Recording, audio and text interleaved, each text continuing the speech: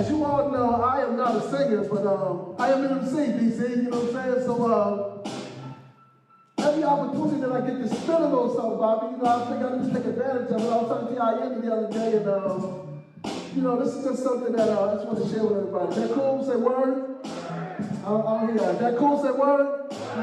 Okay, this is a work in progress. It's called New Millennium Song. Y'all ready? I need some hand clap or something. You want hand clap? BC, you ain't too cool. BC, clap. You say it. Yeah. Give me a little, just a little volume. Yeah. The world appears confused today, like Marvin Gaye would say, what's going on? We've forgotten who and whose we are. I come to bring you New Millennium Song. Yeah, the world appears confused today, like Marvin Gaye would say, what's going on?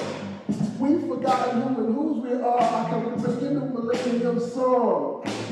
The Lord is my light and my salvation. I'm here to heal the whole hip-hop nation and make sure that our next destination is on point, no procrastination. We got things to do. I mean, me and you.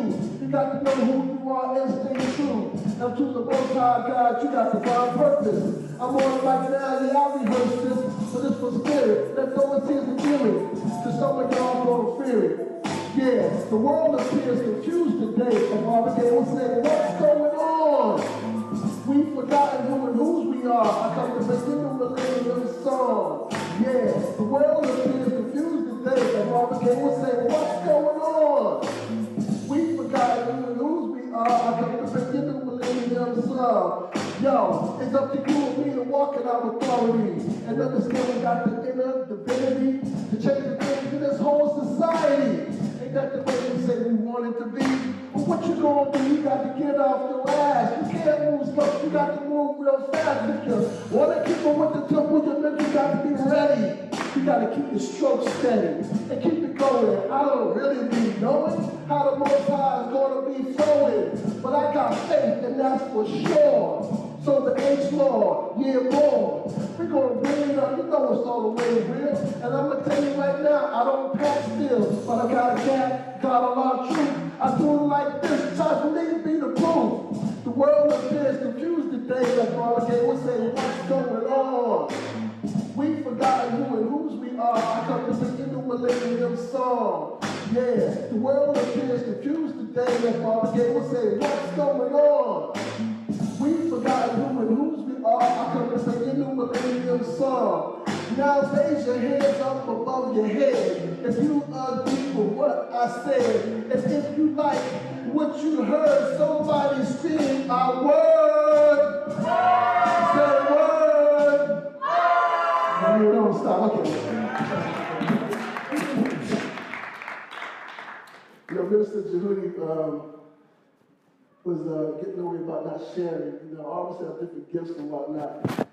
And yeah, so I'll be sharing more of that with Bonnie and getting in BC and love saying we're going to get it crunked up in here for real, y'all. Okay. I know one of the times, keep me one time with you. Because you know. All right, so we're talking about the greatest love of all. You know, one thing about the ancient wisdom, we know, first of all, we are true students, so the spiritual gift for this month is?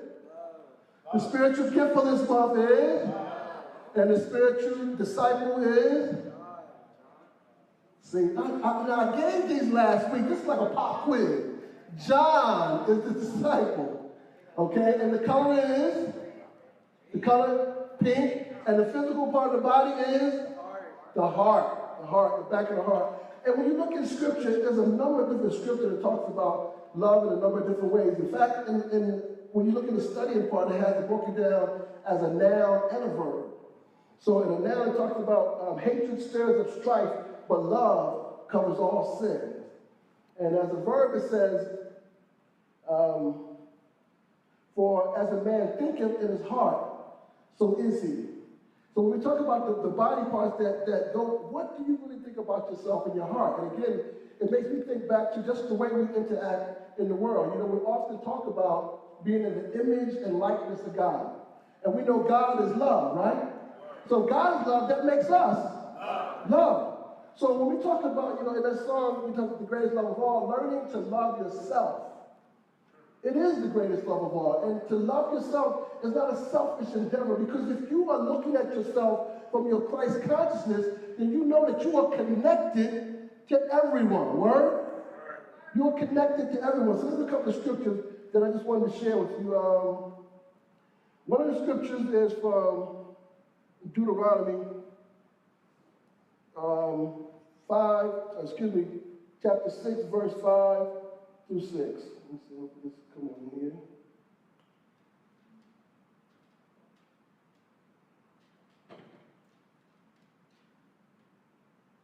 And it's loading. Please wait, it's saying.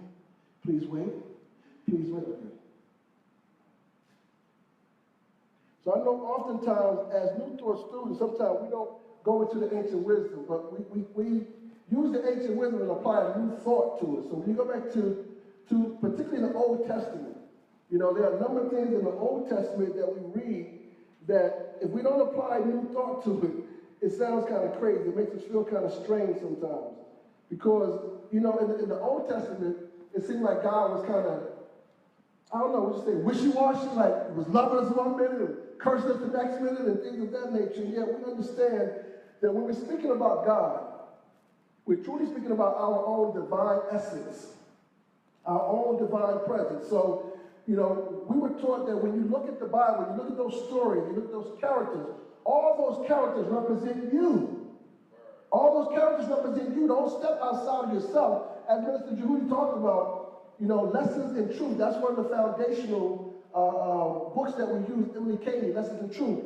But more importantly is how I use truth. Because again, as Dr. Johnny Coleman taught, it only works when you're working. It only works. No matter how much you want to work for someone else, no matter how much you may hear, if you don't work it, it simply will not work. And it's not because it doesn't work, it's only because you didn't work it. Okay, so we'll read this, and I'm reading from the Amplified Version. Deuteronomy chapter 6, verse 5 through 6. And it says, "You shall love the Lord your God with all your heart and mind, with your entire being and all your might. And these words which I say, and these words which I am commanding you this day, shall be first in your minds and heart." And that's from Deuteronomy. And if we go to Psalm 139,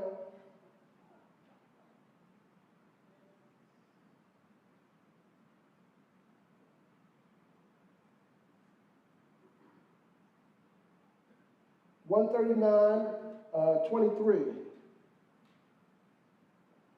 We talk about the New Millennium Psalms. We talk about learning the ancient wisdom so we can apply it to our everyday lives.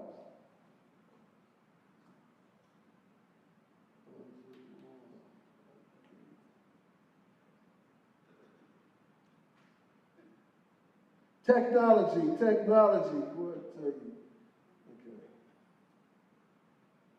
Okay. Psalm 139 says, "Search me, O God, and know my heart." Search me, God, and know my heart. And Proverbs 23:7 says, "For as a man thinketh in his heart, so is he." So when we talk about the greatest love of all, it starts with, how do you really think about yourself in your heart? In those ways that you don't even speak aloud, that you have not maybe even found the actual words to say, but you feel about yourself. If you are allowing things outside of you to dictate your own love, you will never be satisfied. You will never know true love, because the love in you is greater than anything that is in the world. Anything that is in the world. So you have to be able to apply that to your everyday being. And when Matthew 22:34, as you know, Jesus was constantly being tested all throughout his ministry by the religious people. Let me say that again. It was the religious people that were constantly coming to Jesus to test him.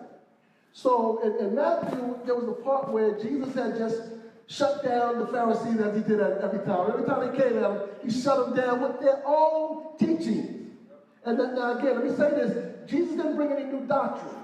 He brought no new stuff. In fact, when you talk about a lot of the teachings that are attributed to Jesus, you go back to Moses' teachings, it's directly from Moses' teaching.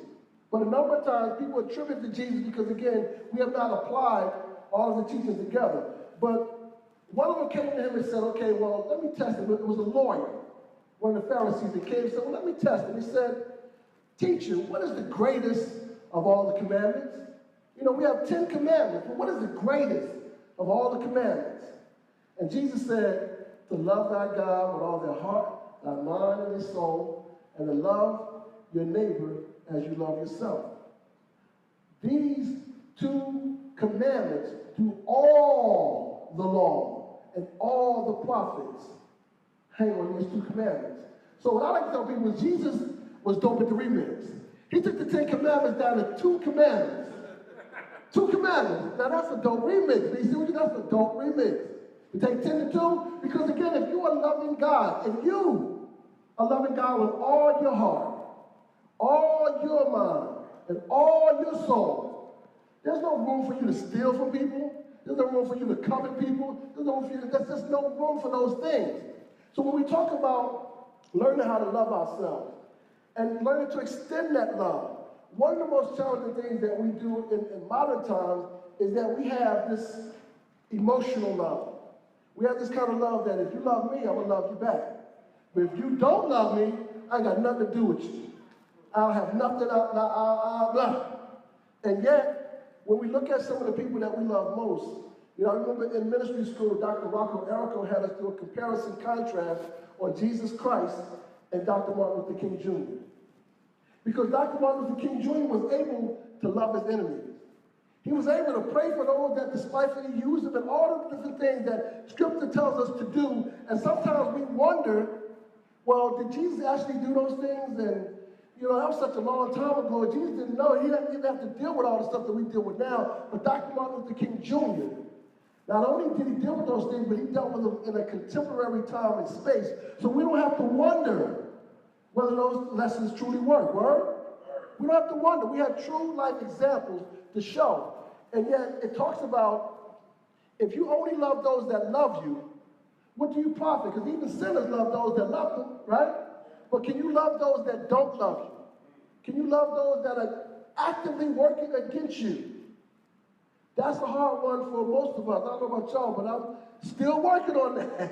I'm still working on that. But if I'm truly learning to love myself, and I'm truly looking to manifest this greatest love of all, which is learning to love myself as God. Most of us, that's still a stretch for us, Judy. You know, to really love ourselves as God, that's a stretch because a number of times we're taught that God is outside of us.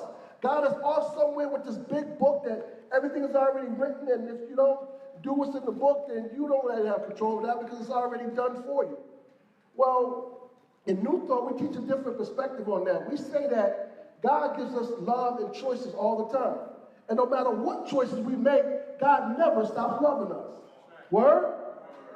Even when we forget how to love ourselves.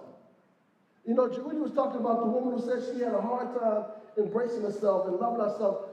We all know people like that, word?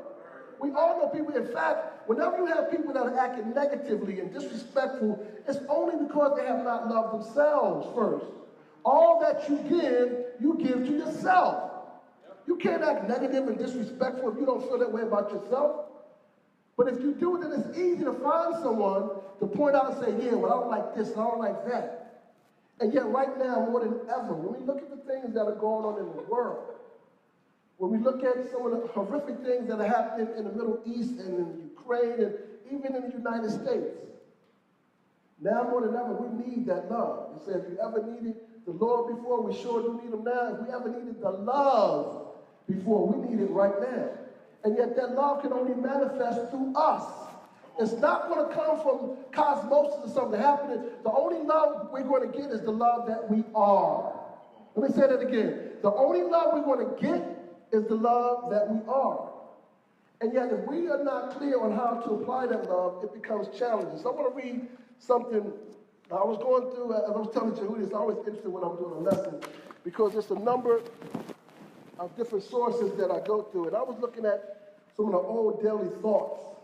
And I want to read something from a 1999 daily thought from Hillside. It says, there is no greater love than God's love within me.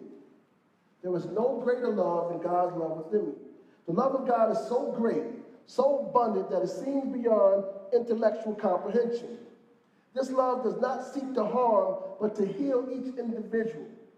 There is no need to seek this great love.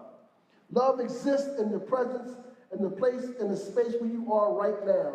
You already have it. You already have it. God's love inspires you abundantly, peacefully, and creatively without sorrow, guilt, regret, or judgment. God will fill the empty places in your life because God's love is everlasting and love never fails. Love never fails. And yet when we look at, again, the world around us, and we look at our young people particularly, and we look at what we're allowing to come into this space, I believe that we as the adults are more of the blame than the young people are, because they say, the song said, teach them well and let them lead the way, but teach them well. You know, we can do a better job teaching them well. We can do a lot better job, particularly when you look at the black community. And you know, sometimes we allow ourselves to make excuses for our own condition, knowing that if we loved ourselves more, then we wouldn't have time to worry about other people not loving us. Let me say that again. If we loved ourselves more, we wouldn't have so much time to worry about other people not loving us. This is Black History Month. And we talk about, you know, Black history is every day for people that are black. We know that. But we celebrate Black History Month so we can have that extra black love. I tell people, I love Black History Month. You know why? This is the one time of year when you can go overdose on blackness. You can go blacker than blacker than black. And whether people like it or not, they ain't gonna say nothing. They can just be quiet, like, wait till the 28th and it's over. It's over. But when we're talking about, you know, I think it's so appropriate that the month of love and Black history are in the same month. Because when you talk about love, I don't know any people that have the capacity to love more than black people. And I'm serious about that. I'm really serious about that. Because when you look at what has been done to us throughout history, and yet we are still the ones that say, can't we all just get along? Can't we all just, you know, keep this thing moving? That is unconditional love. And the only downside to that is that sometimes we love other people more than we love ourselves, right? Okay, now I know I'm getting controversial, but I ain't getting quiet out there, and blame it on Bobby and Allende, because they sparking this whole other thing in me. But we have to, again, we cannot be afraid to be who we are. You know, God in His infinite wisdom, He could have made us anything.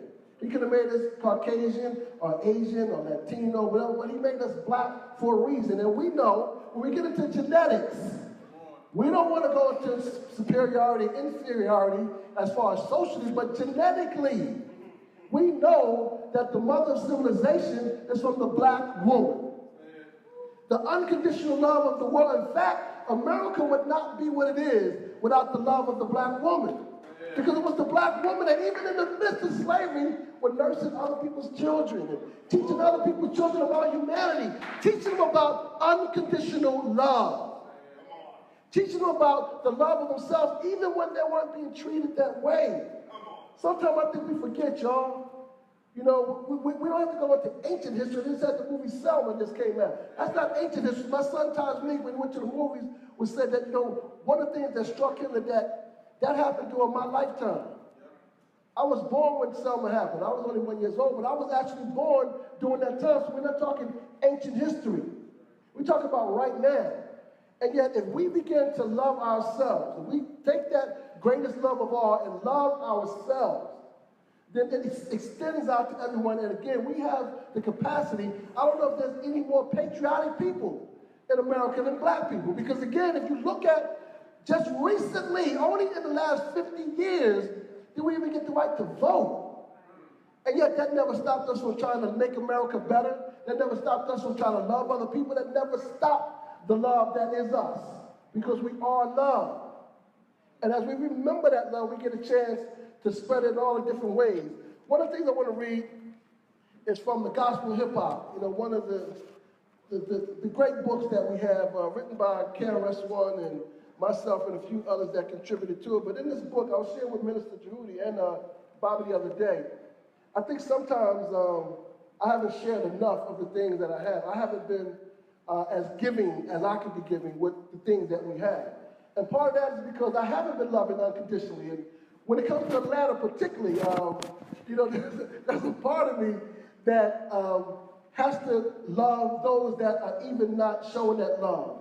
Because sometimes I think when we talk about hip-hop culture, the very foundation of hip-hop culture is based on peace, unity, love, and having fun. So at our very foundation, it's about love. And yet sometimes I can be just as guilty as the next person, like, man, they ain't doing this and they not down, I'm not wasting my time with them.